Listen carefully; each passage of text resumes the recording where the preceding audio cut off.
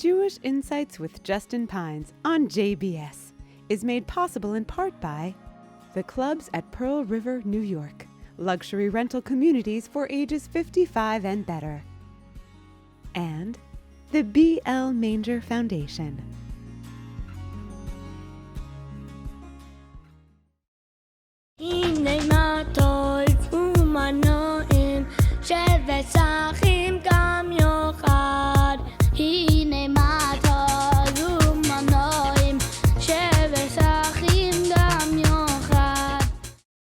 Shalom and welcome to Jewish Insights. As my colleague Sloan, who's in the control room right now, always reminds me, artificial intelligence is not only the conversation of the moment, but really represents a revolution in the human experience that's going to be unfolding for years to come.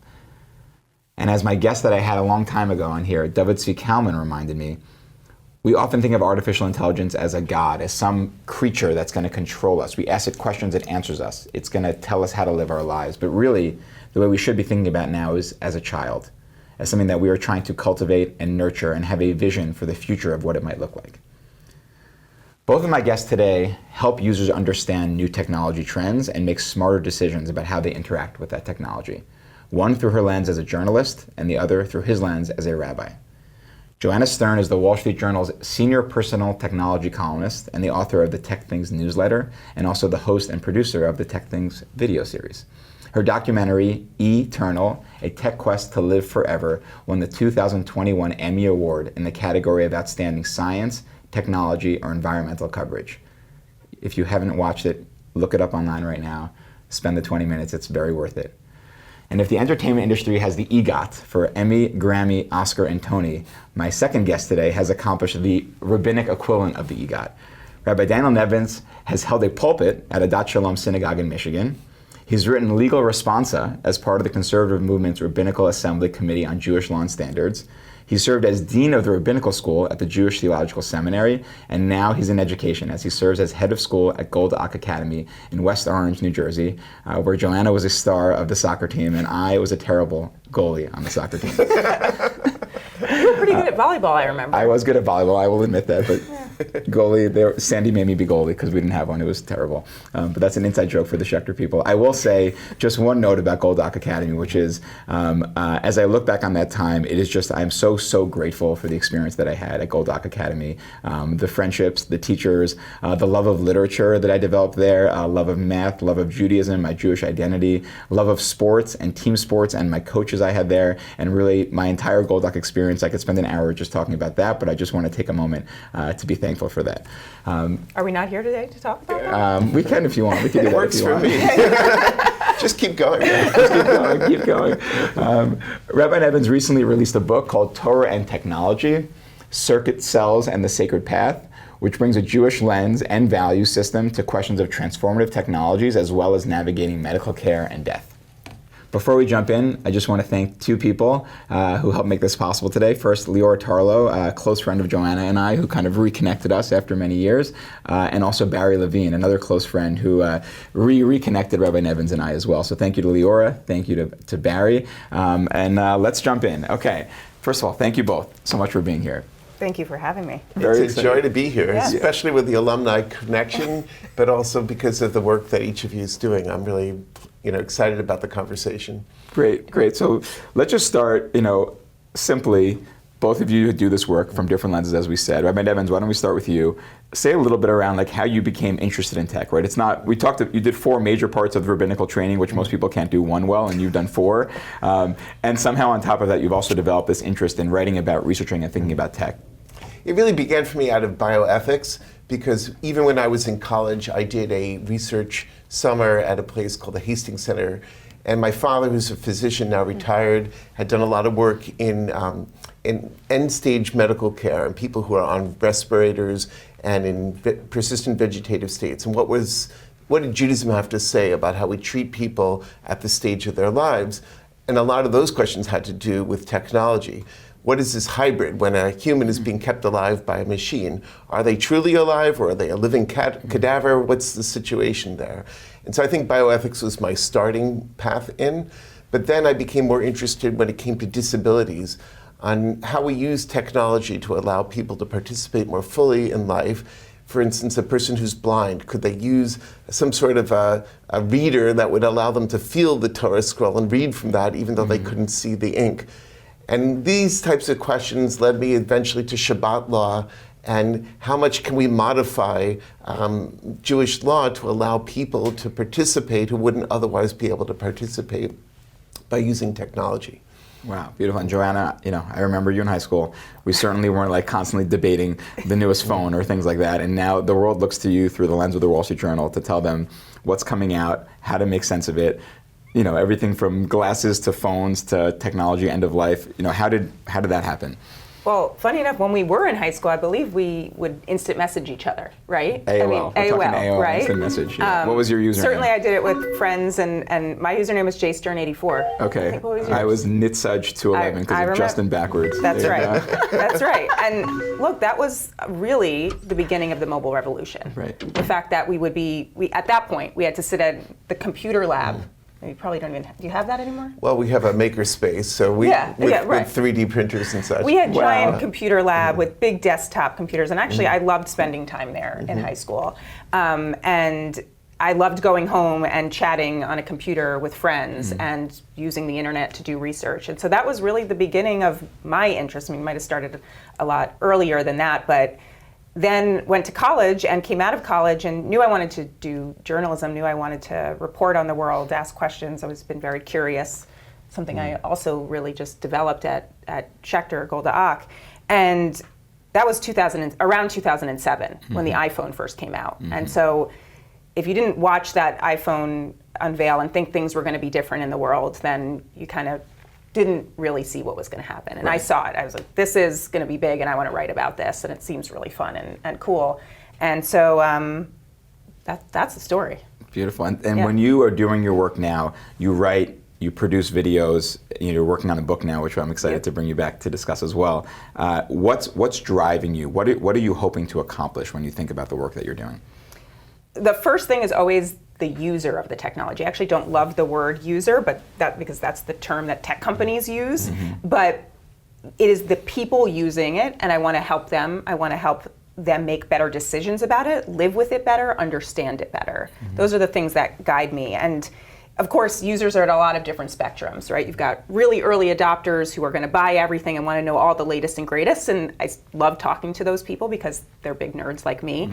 But also then you've got the other spectrum, which are people who, I don't want to say older, because it's not always that they're older, but they don't need to know the latest and greatest. They just want to know how to protect themselves. They want to know what are the easiest ways to get through life with this technology. And so I really try to also talk to them, especially that's the Wall Street Journal audience a lot of the time. It's who they use this stuff, but they want to know how to use it better. They want to protect themselves too. Beautiful. And Rabbi Nevins, why don't you answer a similar question? When you're writing a legal response to think about technology, or teaching a class at Golda Och Academy, what's your goal vis-a-vis this type of work in technology? I'm always trying to connect different worlds together.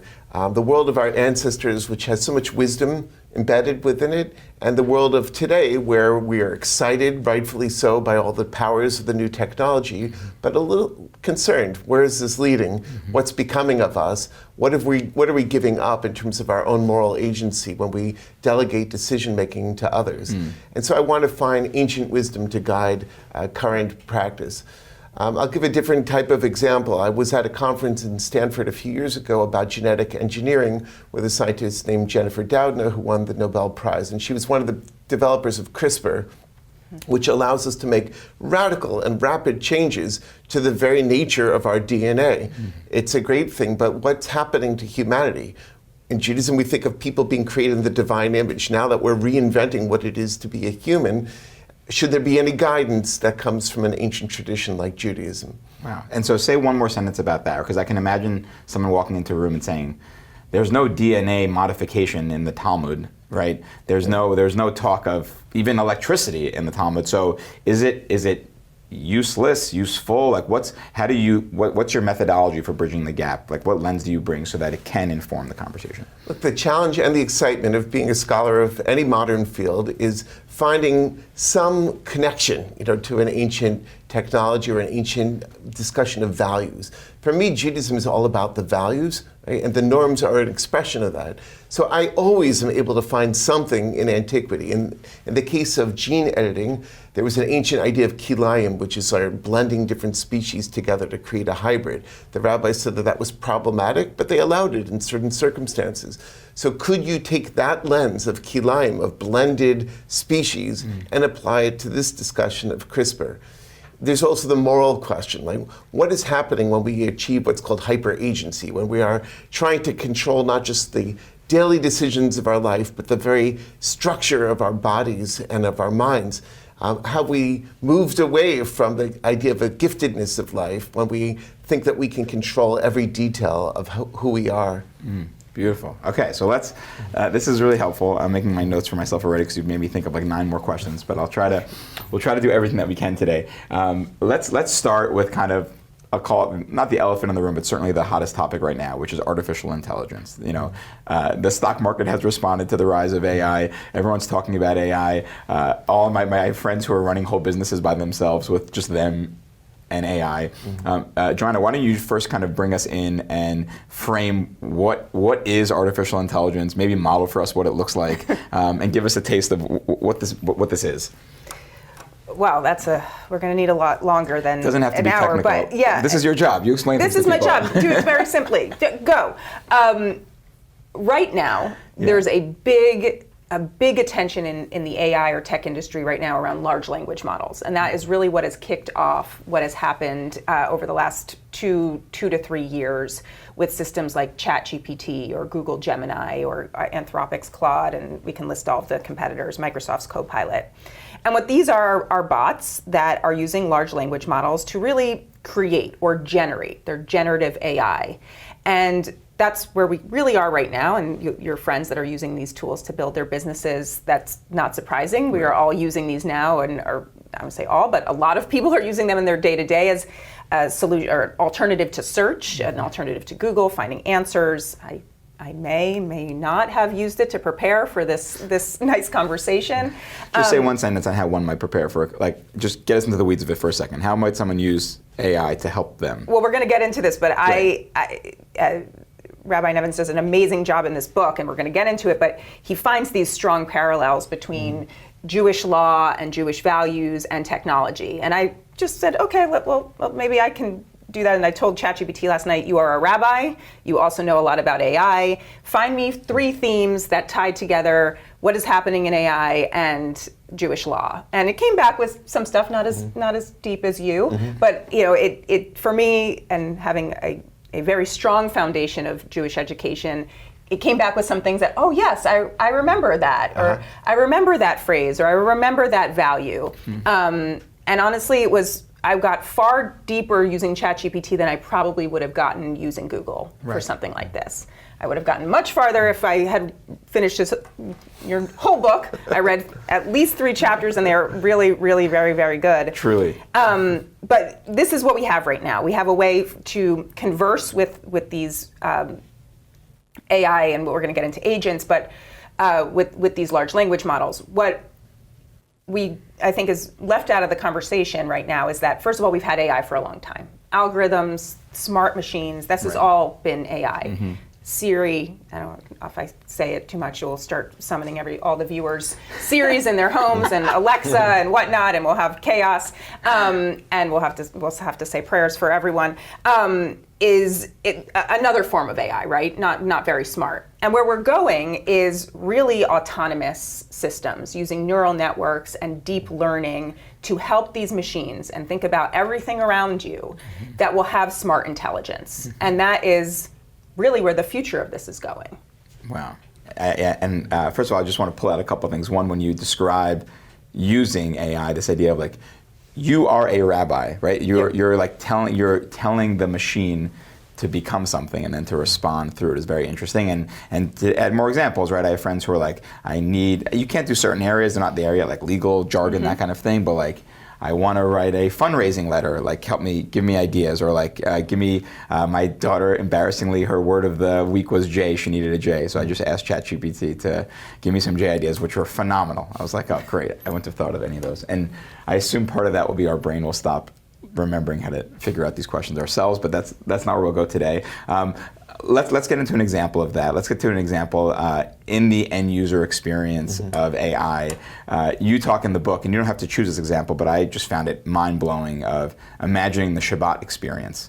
Right? Walking, I'm imagining coming down to my kitchen on a Shabbat morning, and my kitchen knowing what everyone wants and doing it for them, which as someone who was almost late for this interview because I was trying to get 4 kids to school on time this morning with my wife Tali, like literally, we're going to bake this for this person, and we're going to cook this for this person, and here's this person's clothes, and here's how you can get dressed, and I'm going to choose based on the weather what you should wear, and it comes out of your closet, I guess, and it makes the chillin' for you. I have no idea, but like, tell me a little bit around like what you see as some of the user experiences that raise Jewish questions, and what you're thinking about.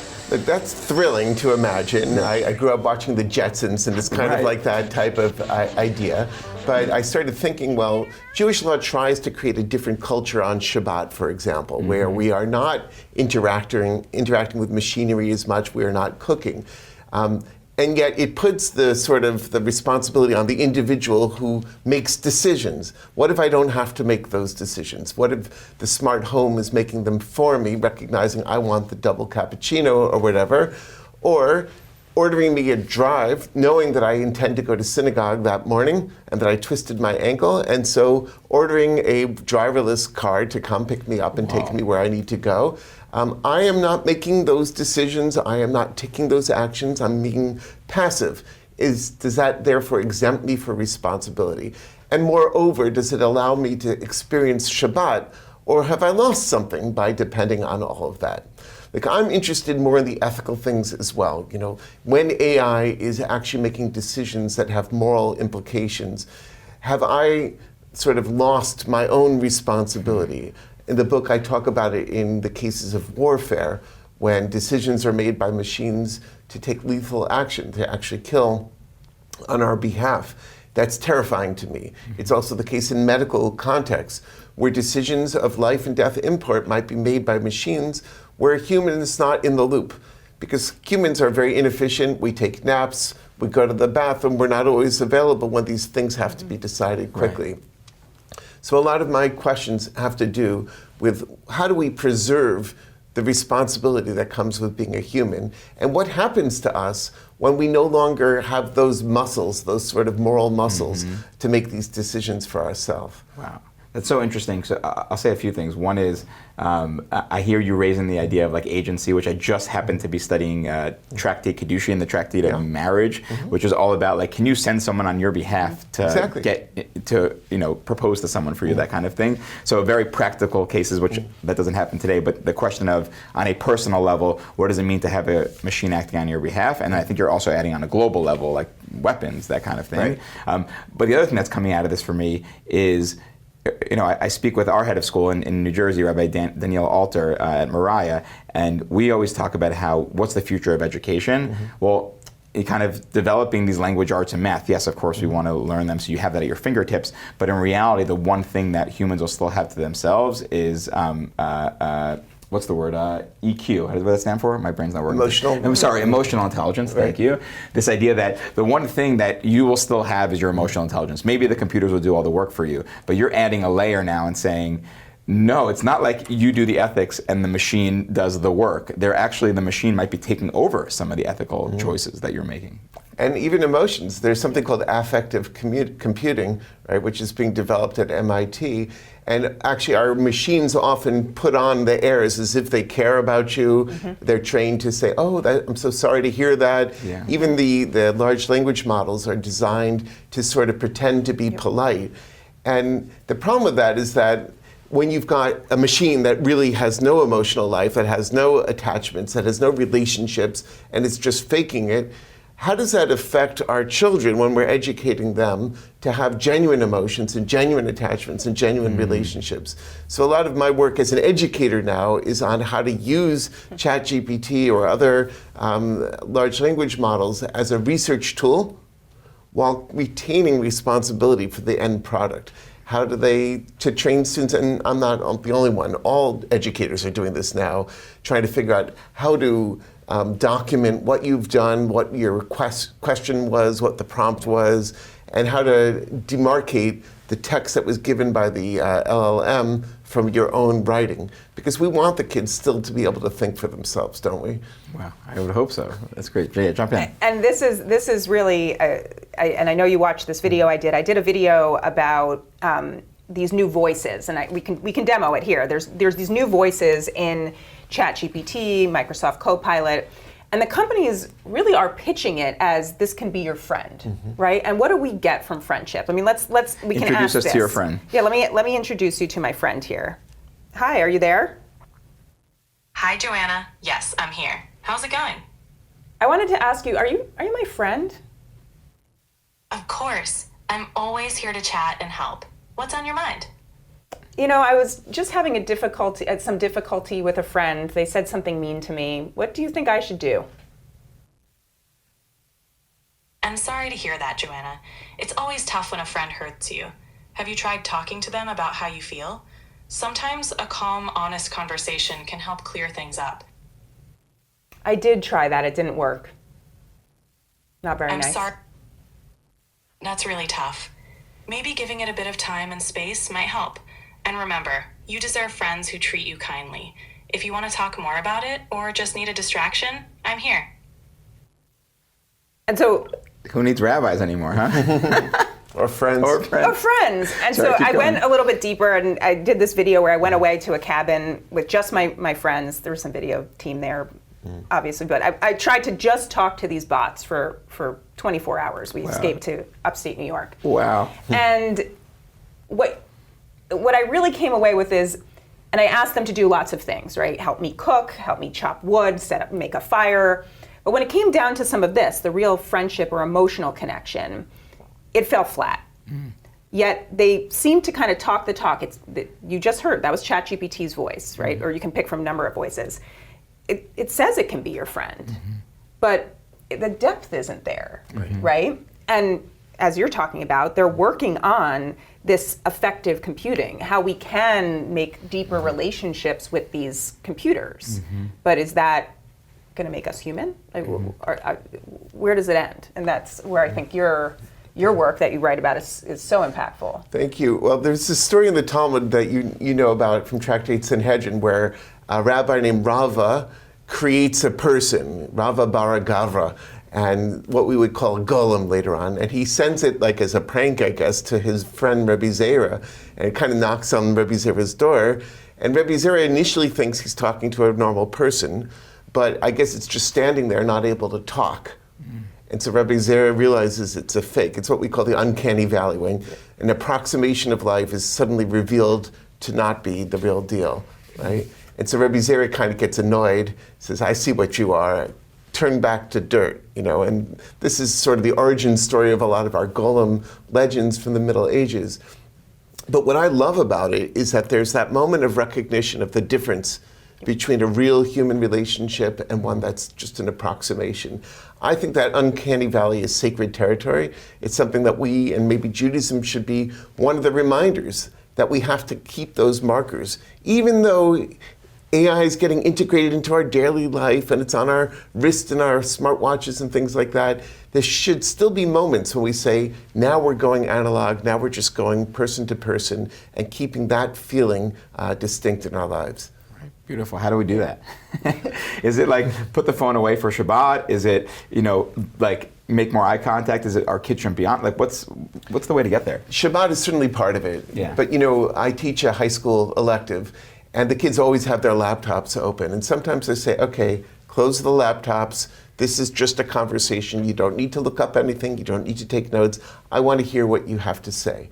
And I think that's also true for many of us at the dinner table. A lot of families say, like, no devices at the dinner table. Right. Let's just experience being together as a family.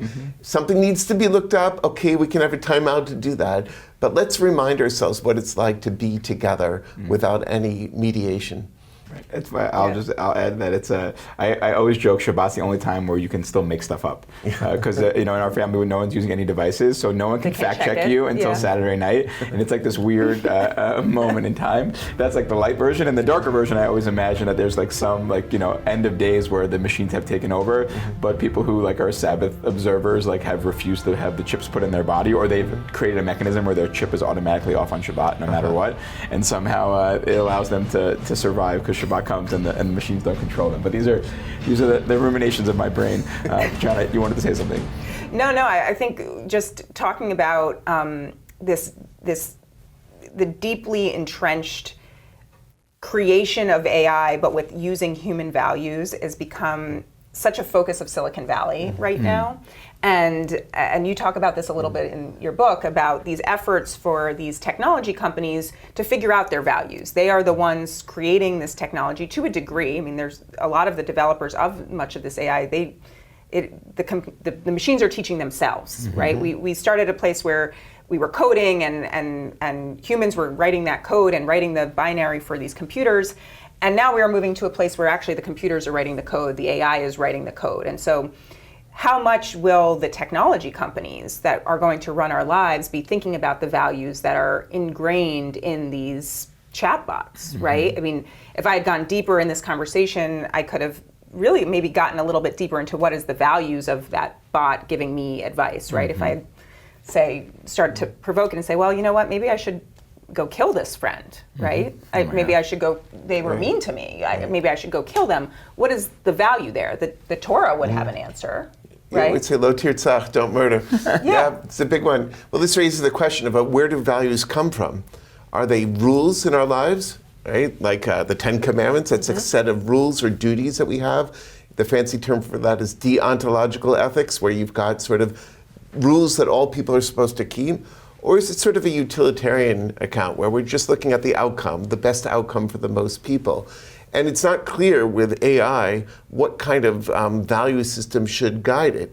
If we want to insist on rules, like Anthropic has developed this idea of constitutional AI, where it's going to have rules based on the United Nations Charter and the Universal Declaration of the Rights of People, of humanity, that would perhaps guide it so that the AI would follow the rules, sort of like Isaac Asimov did 50 years ago when he came up with his robot laws. These are rules. A robot can't hurt a person or allow a person to be hurt. But reality is actually much more complicated. You can't anticipate with rules every interpretation, which is why legal systems like Judaism or American law are interpretive. And you need judges who are going to continue to extend these values into the new circumstances. I worry a lot about losing control of that discourse as the computers and the AI are actually becoming not just the analysts of the law, but actually acting on it in the world. No, and I love that part in your book that you talk about Anthropic and that constitutional AI. Right. And even Anthropic, and I wrote this down because they had said that it highlights the outsized role we as developers play in selecting these values. Yes. They had gone through this process, again, looking at the values of their systems, and they came out saying, we have a very big role in driving the values. We are writing this software. We are deciding what it can do, at least for now. As I said, the AI will soon decide what it can do. But that's one example of one company, and maybe a company that's actually thinking about this, right? And doing it right. I actually happen to be interviewing the CEO in a few weeks, so really? I can ask him. Tell me he's got a rabbinic admirer here. Yeah, right. But then you've got other solutions and a lot of open source solutions, and we don't have to get too technical, but those are not run by a specific company, or if they are, they're put out by a company, and then somebody can go and make their own and apply whatever restrictions or no restrictions to that. So, that going back to that example of should I kill, right? I mean, I know I've gone dark here, and but if I were to ask ChatGPT, I'm very confident it would say no. It would have a lot of restrictions and guardrails. Sorry, I cannot answer that. it's never blah, blah, blah, violence is not the answer, give you a lot of guardrails around it. It was built that way. Other bots may not be built that way. And they may go further to not only suggest you should, but here are some ways you could think about doing it, right? Right. By the way, you could also have the flip side. It could flag your request, call the police, do the, Joanna's about to do something, please stop it. We might get to that level of policing. That's very interesting. I guess what I would add, certainly which feels from the consumer end is, and someone also who works at a nonprofit as opposed to a for-profit, is kind of one common theme that I imagine is across the board is the sense that all of these companies are trying, at the end of the day, want to maximize profit, and also at the end of the day want to maximize, let's call it, the stickiness of their work, right? So WhatsApp wants you to be on WhatsApp for as much as possible. Twitter, Facebook, the Wall Street Journal website and app, of course, all these things. And so that, to me, if one of the inherent challenges, aside from the ethical underpinnings of where they're directing us, is just the simple, I want your attention piece of it. That to me feels like its own challenge, which is how do we navigate that? If they're, I always say to people, that when I don't want to make equivalents because I know you guys are fans of technology, but if the cigarette company was putting, I don't know how many millions of dollars into making sure people are smoking, but now you have $1 billion industry that's using very smart technology to make sure that like when you go on TikTok or Instagram that like you do not want to leave, and we've already established that there's a loss there, there's a piece of that, it's not human. Even interacting with a human friend on Instagram is different than interacting with a human in real life. How do we navigate that challenge, I guess? I've never heard a company be like, we're going to remind you. I mean, I know iPhone has like breaks. They'll say like you've been on too much, but for the most part, TikTok's never like, you've seen a lot of videos today. I think you should go outside and see a friend right now, right? So how do you think about that question? Well, who's in control? Are we the users or are we being used? Are we the product, actually? And sometimes we all like to use free tools, right? But if you're using free tools, they're gathering data about you. And in Judaism, it's not that we actually think that people should be completely self-dependent. Right? We have this idea of being a servant of God. Ana avada de Kutchabrichu. I'm the servant of the Holy One. So the question is, or as Bob Dylan once said, you got to serve somebody. And so who are you serving? Are you serving these digital overlords, these corporations? Or are you in service of some sort of higher value in life? And I think, as a rabbi, obviously my goal is to try to remind all of us to assert those values and to guide your life by some sort of a sense of purpose that is not just to be a consumer or to be consumed, but actually to be building holiness and justice in society. Beautiful. And John, that runs through your work as well. I've seen kind of helping users make conscious choices. That's right. About the decisions they're making with their... That's right. And long ago, beginning of computers, we were given settings, complicated settings, right? And that has, I'll quote my predecessor at the Journal, whose first column was basically the lead to his first column was, computers are too hard to use and it's not your fault, right? It is not the user's fault. And again, I hate the word user because are we being used? Who is using the technology? And how does the companies, as you say, right? They're interested in profit, and we have seen that very, very strongly through the last decade of social media growth. Sure. Right? Which at all costs. A lot of cost. Yeah. Right. You work at a head of school. Yeah. I have small children. There's a massive cost. Yeah. And there's a big effort. There's a big effort from the regulators, and I really do hope to see much more in that path when we look at AI, because our regulators did not really come down on social media in any way and didn't see it coming. And isn't it moving in the opposite direction? I mean, just this week, Meta decided that they weren't going to be censoring content, and it seems like the political movement is to be pushing away from controls. But and I guess we've decided we don't mind having hate speech as being, unbridled in our society. And we can no longer tell because of the deep fakes of AI, which is as you said in one of your segments, it's a great thing to be able to approximate the voice of a relative who has died. But you could also imagine that being abused very quickly. So it's a powerful, seductive technology, and it's also one that has us rightfully alarmed. Yes, and I think when I have been reflecting and thinking about this conversation and the news of Meta this week, I really came back to Jewish values and the strong values that have defined Judaism for so many eras and years. Yet you see companies take values and new administration, new values.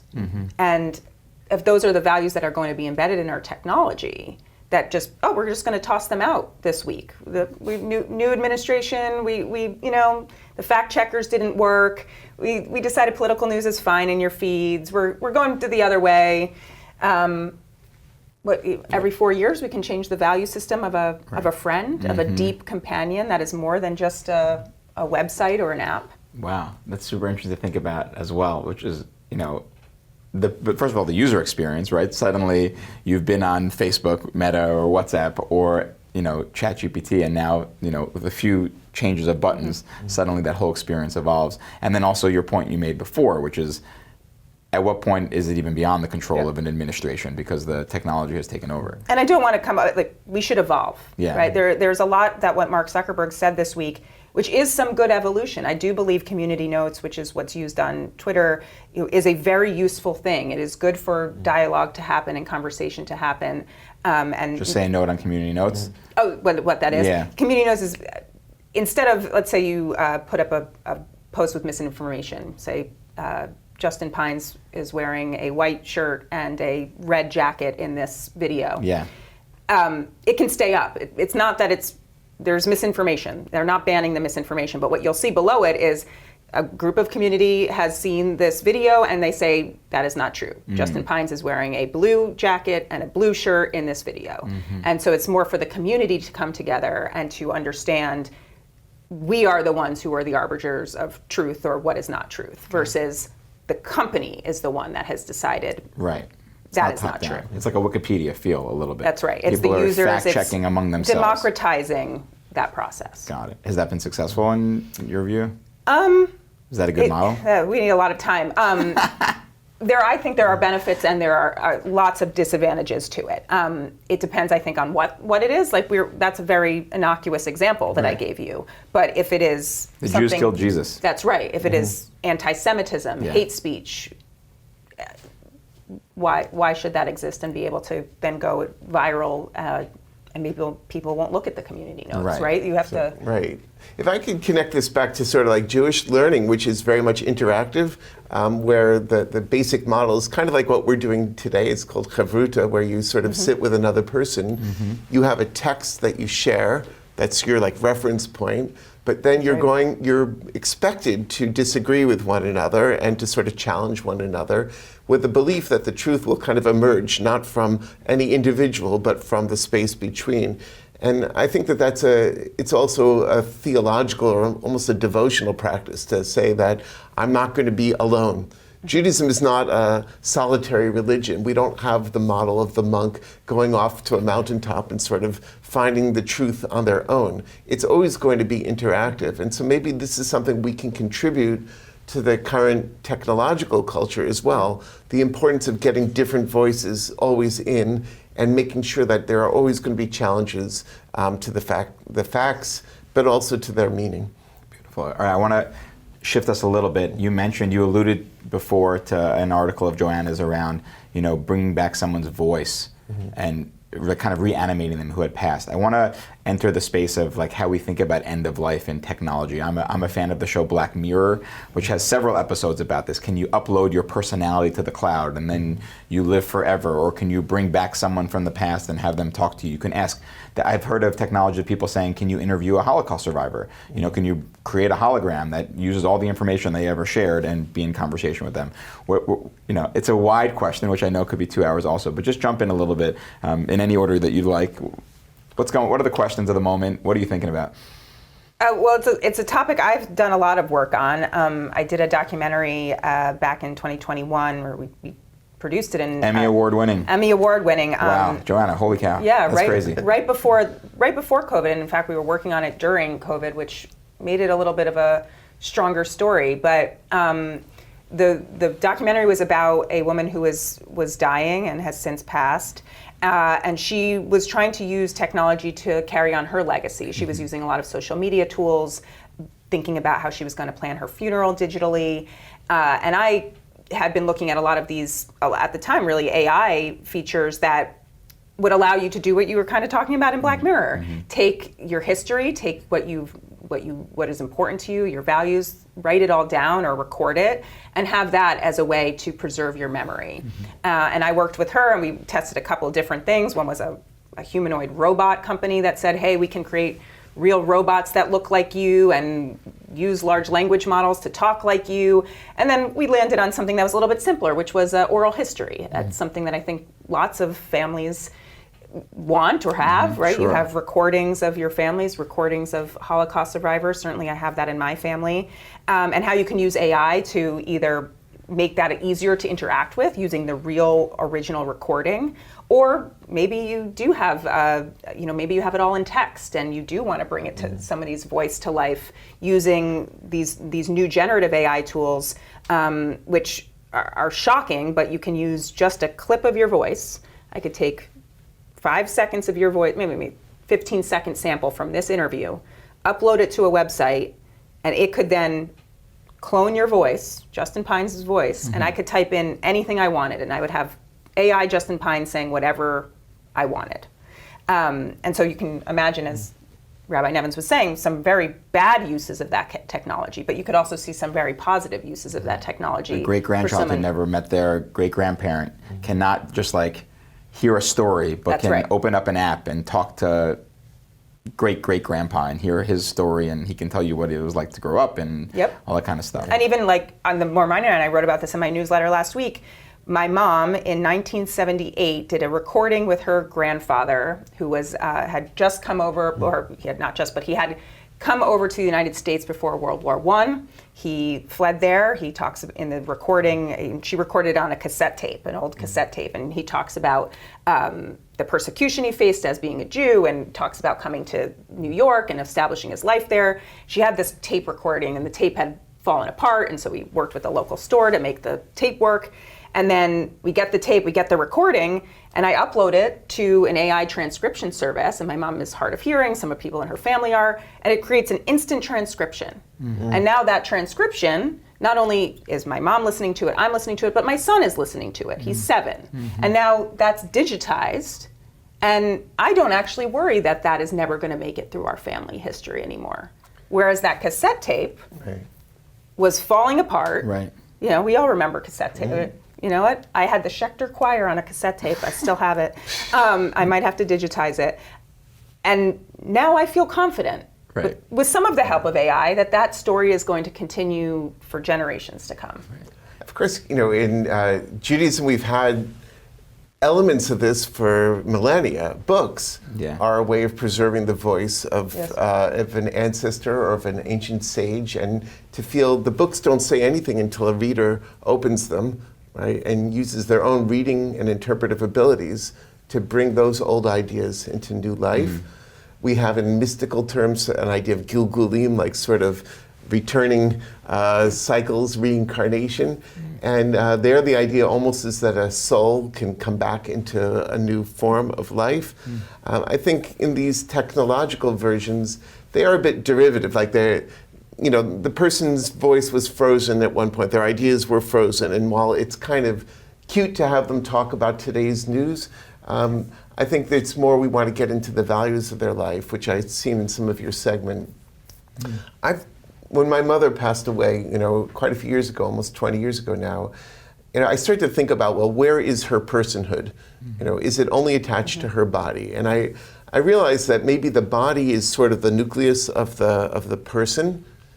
That's where we develop our personhood. But even right now, we're like sort of interacting with one another and taking away some of one another with us. And so there's a bit of each of us now that we carry with us. There's a lot of my mother that I carry with me. And even though she doesn't know about today's news, through me, she kind of is interacting, and she's kind of still guiding me, you know. And so I think, to my mind, that's sort of a healthier way to imagine this. Sure, to hear the voice, the sound of the voice on today's news is a nice thing, but I would much prefer to train the next generation. What are the values that they live by? What were their ideas? And then what could that mean to you living today in your context, in your relationships? How would you extend or modify those values today? That's so interesting. So, what that brings up for me, two things. One is that you mentioned the importance of actually opening the book, and I think that I've been thinking a lot. I had no digital presence before I did this. I'm very anti-digital space. I'm very about human interaction. Now all of a sudden I'm creating a digital presence online where in theory, if one day, God forbid, I'm not around and someone wanted to know something about me, they would probably learn mostly from these interviews, which is like a sliver of who I am, obviously, in reality.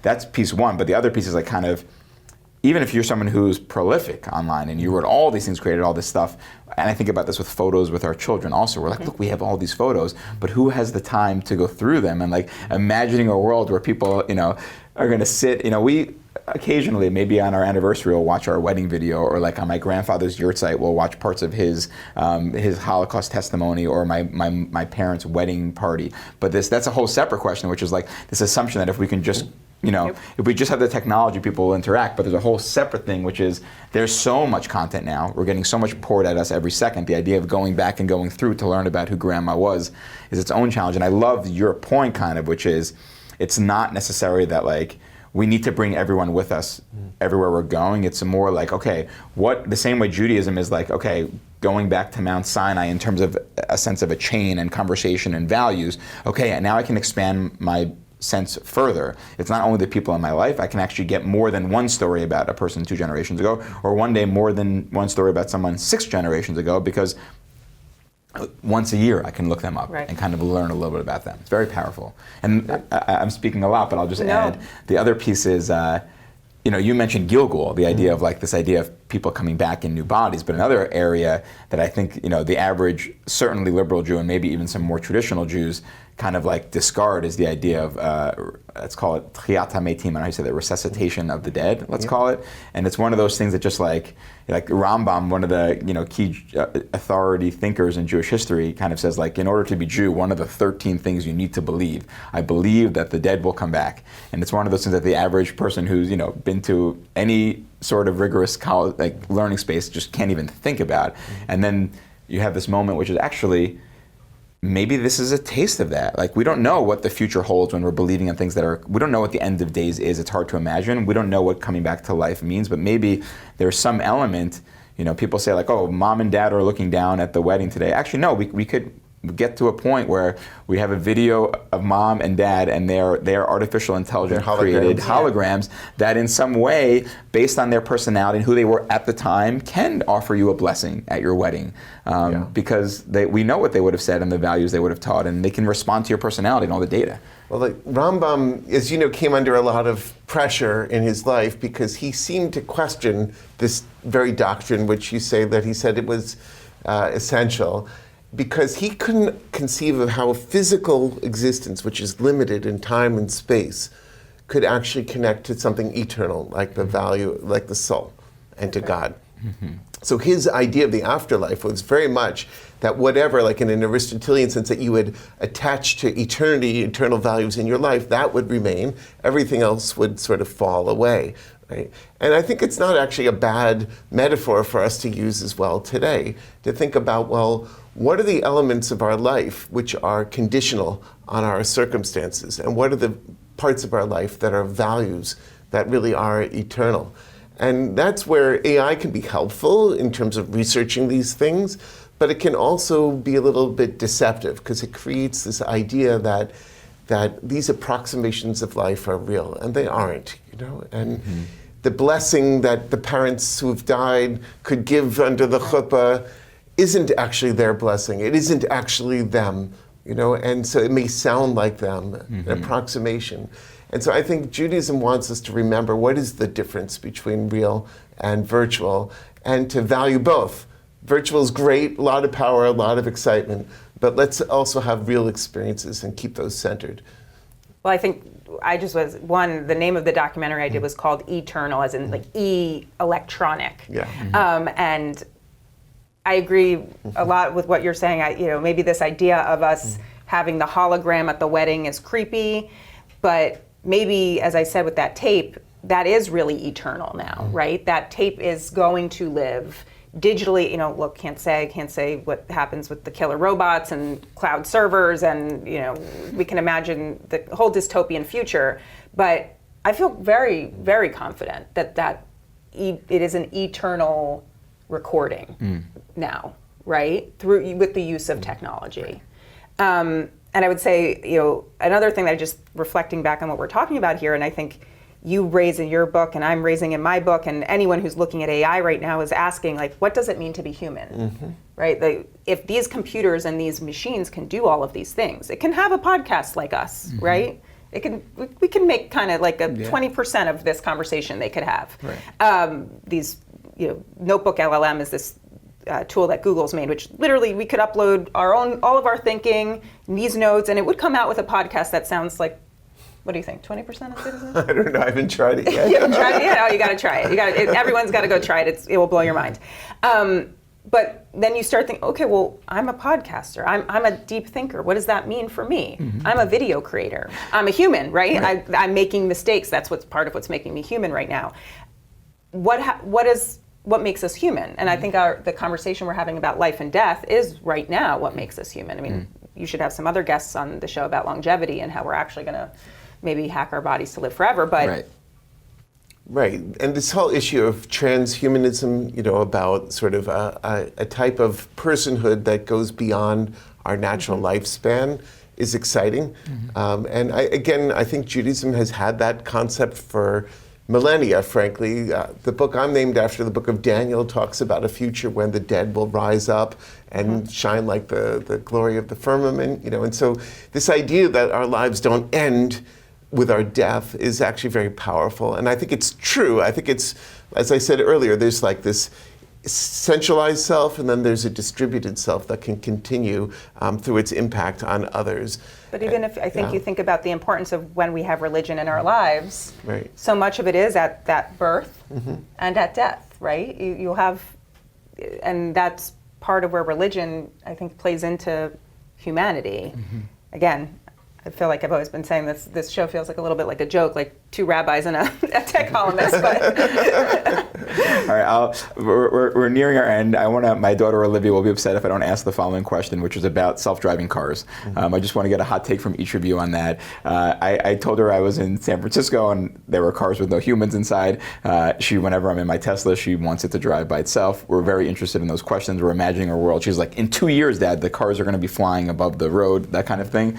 What do you bring both your lens? Give me a take on self-driving cars. What's the question? What are you thinking about? What's your reaction? And then we'll close. I love your section in the book on this, so I'll let you go first, and I'll...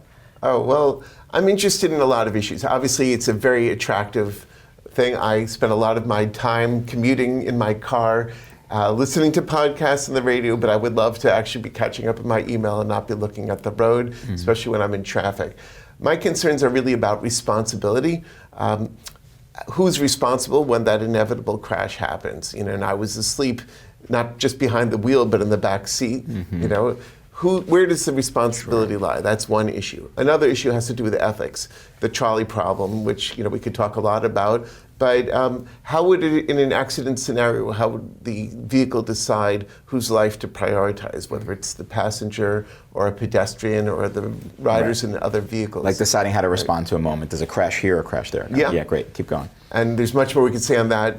Another issue has to do with what I said earlier about our machines sort of taking us on their own. And can we get around some of the rules in Judaism, like on Sabbath travel, and is that a good thing? You could picture that it would be a good thing for a person with disability or frailty who needs to get to synagogue or to an event at someone's home and can't get there on their own. So I'm passionate about human dignity, kvod habriot, and so technology can help extend our participation in the world, but then we also might lose the ability to create a local experience of Shabbat, which is one of the great gifts that our ancestors gave us. Beautiful.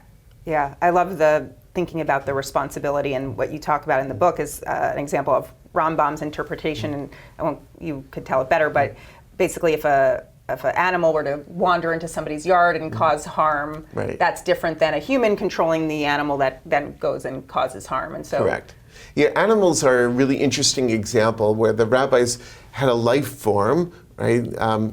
Devar sheyesh bo ruach chaim, something that has the spirit of life in it. So it's functioning kind of independently. People say animals are bad things, right? Meaning that they might be treated like objects, but they're not really objects. They move on their own.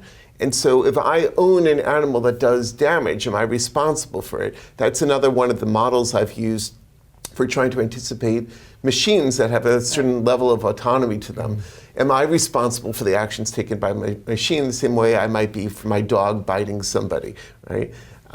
It's exciting, but the machines are doing things differently. They are now taking a lot more ownership of our own decisions in the world, our own movements through the world. Their agentic AI is going to increasingly be making decisions about healthcare, about parole decisions, about insurance decisions, about military decisions. Autonomous weapon systems are making life and death decisions already, right now. And we humans better be paying attention, because if we're not, then we're going to discover that the world has gone in a very different direction than where we wanted it. Beautiful. So that perhaps brings us full circle as we'll close here, which is, someone might cast aside a tractate in the Talmud that talks about what happens when my ox gores your ox. Right. And you're reminding us that, no, these are eternal questions we've already asked, and they've given us a framework to think about where we're going. And I'll bring back the words of David Zvi Kalman, my friend and colleague, who said, AI is a child, and we have an obligation to nurture it. We have an obligation to think about it and not let it happen to us. Who's the user? Who's the used? Such a treat to have you both here. Joanna Stern, Rabbi Danny Nevins. Thank you. Really Thank great. you. Great. Thank you to Golda Och Academy for bringing us together. And thank you both.